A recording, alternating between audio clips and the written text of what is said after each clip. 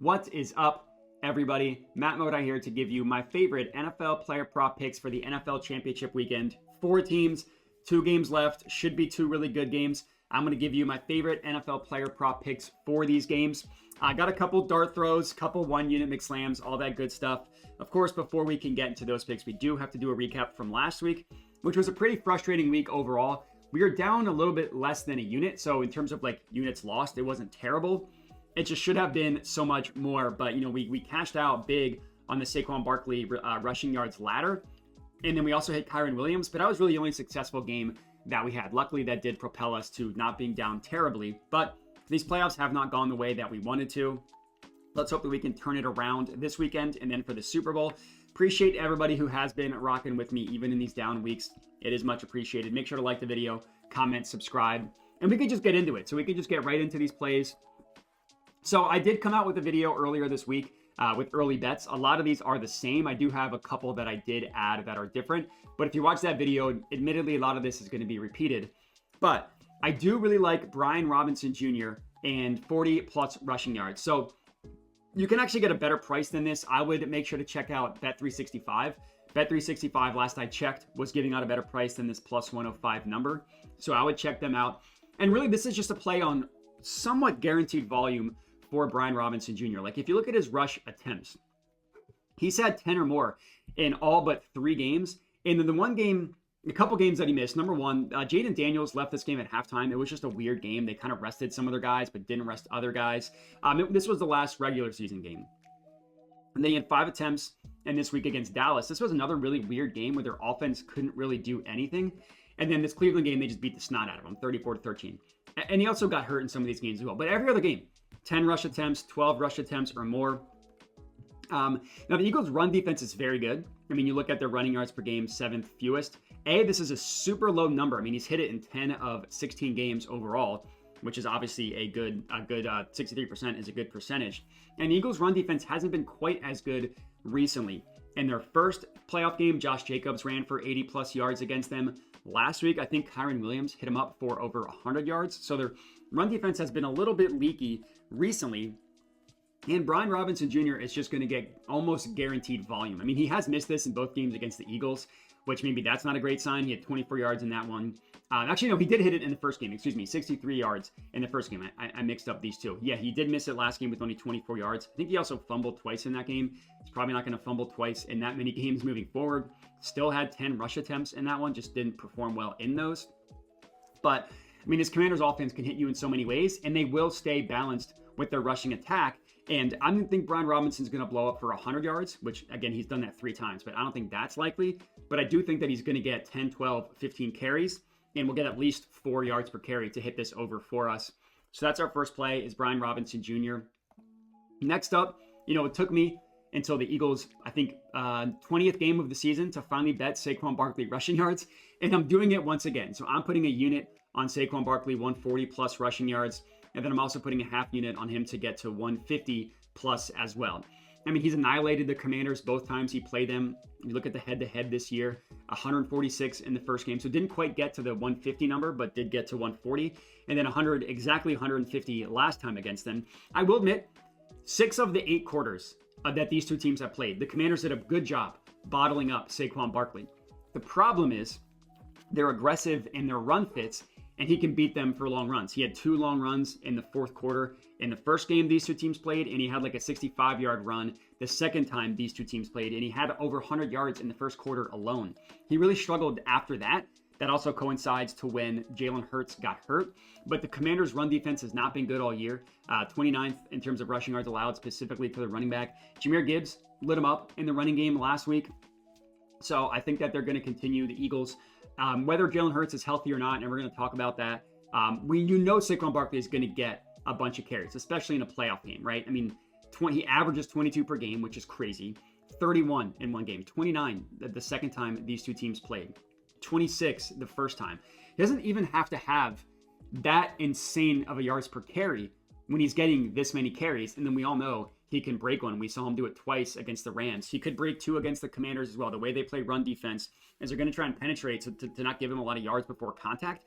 But if he gets a full head of steam, which he can do against his Commanders defense and what they allowed to Jahmyr Gibbs, it's going to be cake for Saquon Barkley. So 1 unit on the 140 plus, half unit on the 150 plus as our second play.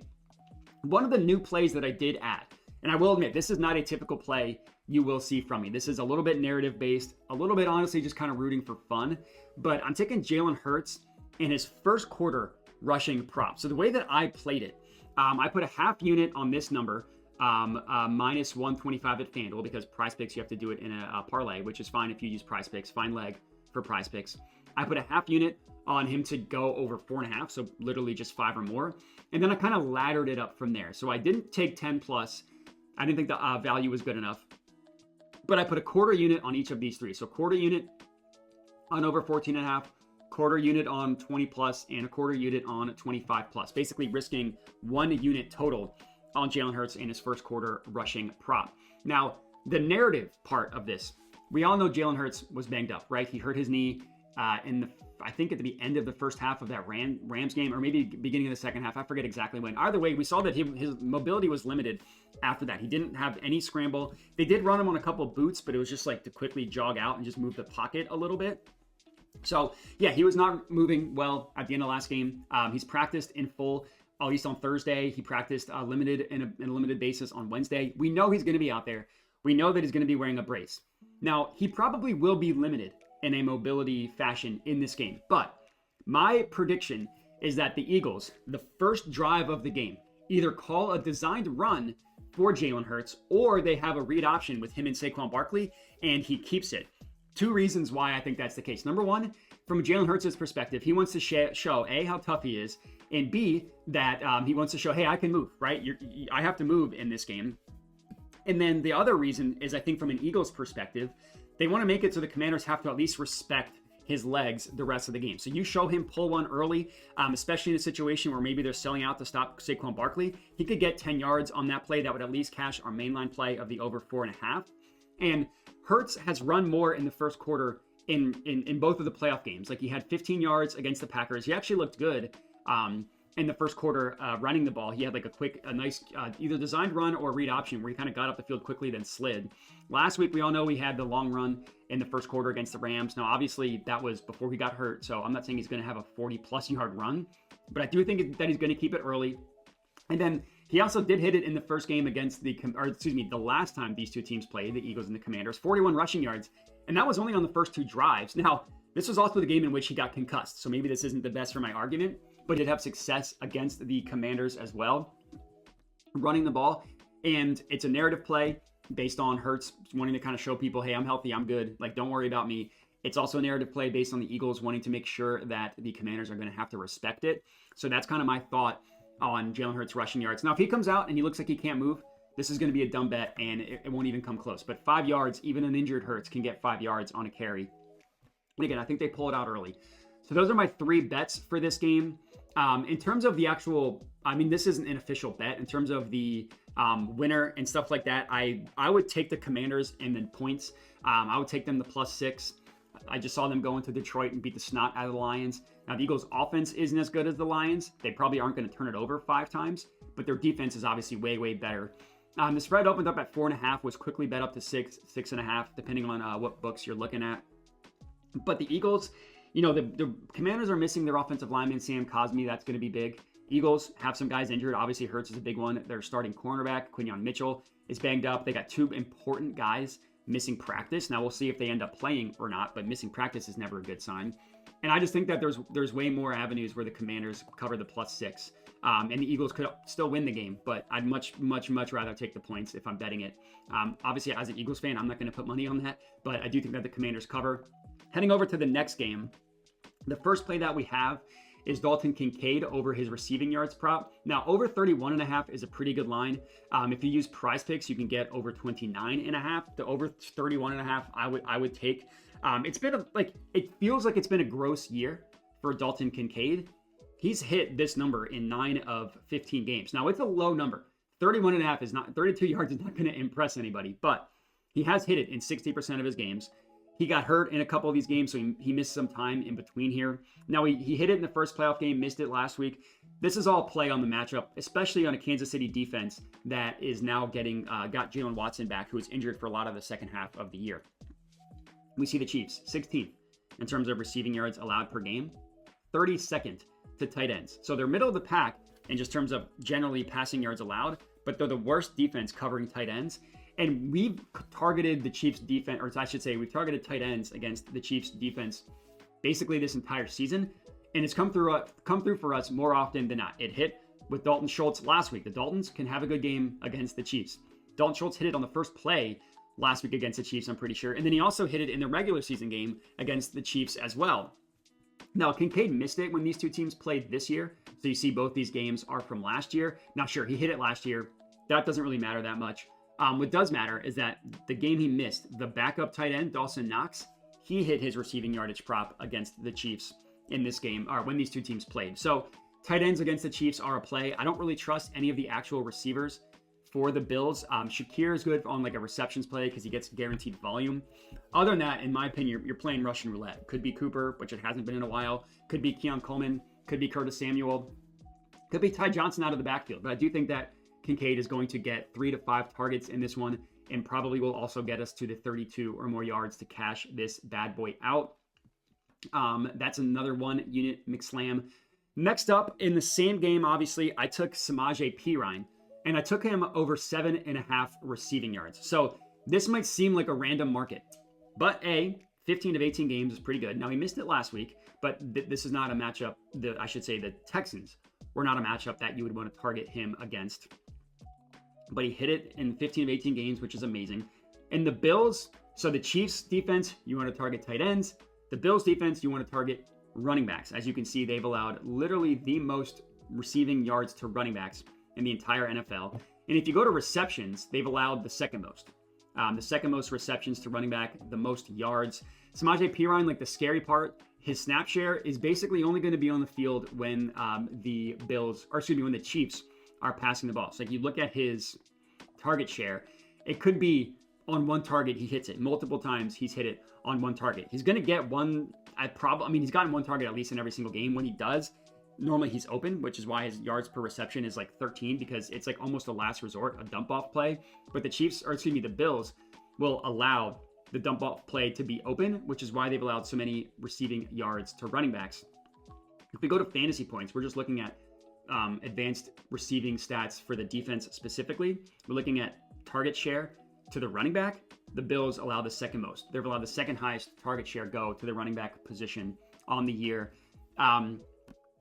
It's a good matchup for Samaje Perine. It's a good matchup against the Bills defense. So even though it feels weird and gross, 15 of 18 hit rate is pretty good, and the matchup is pretty good as well. So that's where I went in this one.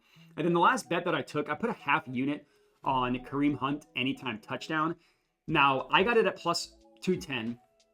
When I last checked, it was plus 200. Now it's down to plus 180. I would line shop that. If you can get plus 200, I would still hit it for a half unit. Obviously, Outliers, what I'm using for this, they don't have every single book. Like they're missing MGM, they're missing some other ones, ESPN Bet, Hard Rock in a couple places. But this was really just a play on the number. Even with Isaiah Pacheco coming back in the lineup, like we look at games specifically with Pacheco back, because that's the most important thing. Look at games with Pacheco back. He missed it in the first 3, Kareem Hunt did, but then he's cashed it in 3 straight games. And he's getting the majority of the red zone rush attempts, 35% of the red zone rush attempts, even with Isaiah Pacheco back in the lineup. Now, he only had 1 last week. He turned that into a touchdown. So if the Chiefs get into the 5-yard line, or I should say within the 5-yard line of the Bills, they're going to go, in my opinion, to Hunt more often than they're going to go with Pacheco. So I think we're getting a really, really good value on Kareem Hunt to score a touchdown. So I think it's worth hitting for a half unit. That's how I went in this game. I hit it for a half unit. And that's all we got in terms of official bets for this one. In terms of the actual, like, who I think's going to win, I mean, obviously everybody's going to want to take the Chiefs. The Chiefs win every game, regardless of how good they look. Give me the Bills money line. Plus 110. I get it. It's gross. This is a different Josh Allen. The Bills defense, I mean, they beat the Ravens last week. I know that the Ravens aren't the Chiefs, but still, that's impressive. You can argue that they got lucky, whatever. They still did it. So this is the Bills year. But that's all we got. I appreciate everybody for watching. Real quick to do a recap of the bets that we have. It's Brian Robinson, 40-plus rushing yards. Saquon Barkley, 140-plus and 150-plus rushing yards as a ladder. It's Jalen Hurts, first quarter, Rushing yards over 4.5, 15 plus, 20 plus, 25 plus. And then the other game, we're going Dalton Kincaid over 31.5 receiving yards. Samaje Perine. Actually, I got over 8.5. That number you can now get 7.5, so even better. And then Kareem Hunt anytime touchdown, rounding out championship weekend. I hope we have 2 great games. Let's hope that happens. Remember to like the video, subscribe, all that good stuff, comment. Check out the links in the description of the video if you want to support the channel. I have a link to Outlier, which is what I use for my NFL betting. Link to my Dub Club, where I send all my bets out for $5 a month. I appreciate everybody for watching, and have a good one.